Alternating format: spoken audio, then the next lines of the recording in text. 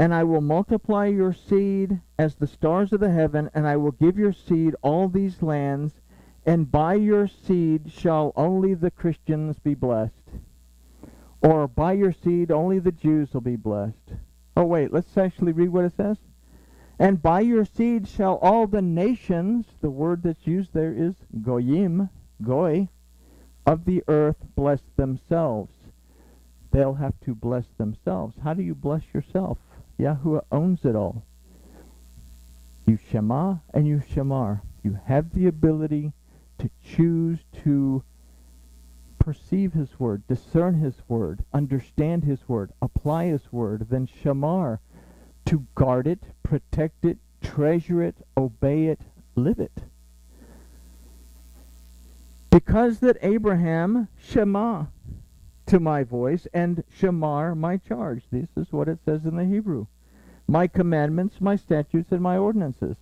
If we're going to do like our father Abraham did, then we are the children of Yahuwah Elohim. We are part of these nations. It isn't about putting a title on who we are. This will be done far off. Now the word for far off is rachok, that aside from distance also means a time long ago. The root of this word is rachak, that means to be removed and to be kept. So we can formulate an idea that the remnant is to be removed and kept in a place where the time is as it was a long time ago. If we consider this to allude to a time before the sin of the Adam took place, then we can consider that they are being removed back to the condition that existed in the Garden of Eden. And the final phrase illustrates the goal of the Torah, the word spoken by Yahuwah, that is the redemption, deliverance, and restoration of the Adam back to Eden.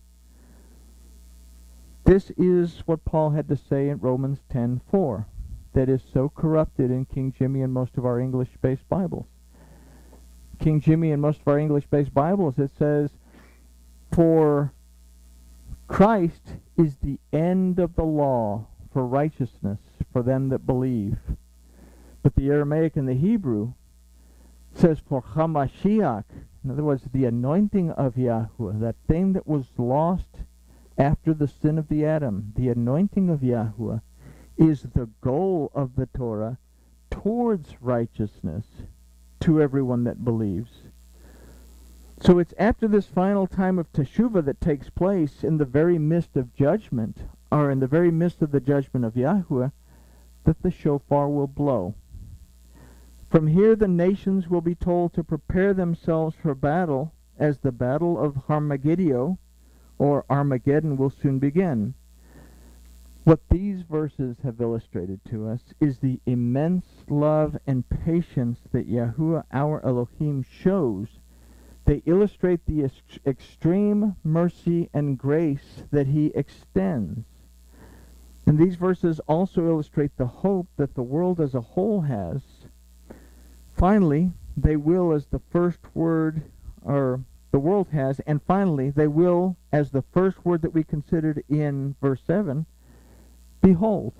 They'll pay attention to the word of Yahuwah and then make teshuvah. It's about to get really dicey in the book of Joel. This has been the last call. If you're going to do it now. Because as we go into these final verses, well, the next several verses talk about what's going on outside the gates. And then the last few verses are going to talk about what's going on inside the gates. So it's a really beautiful thing. It illustrates the love that Elohim has for us. And I guess with that, grooviness has achieved.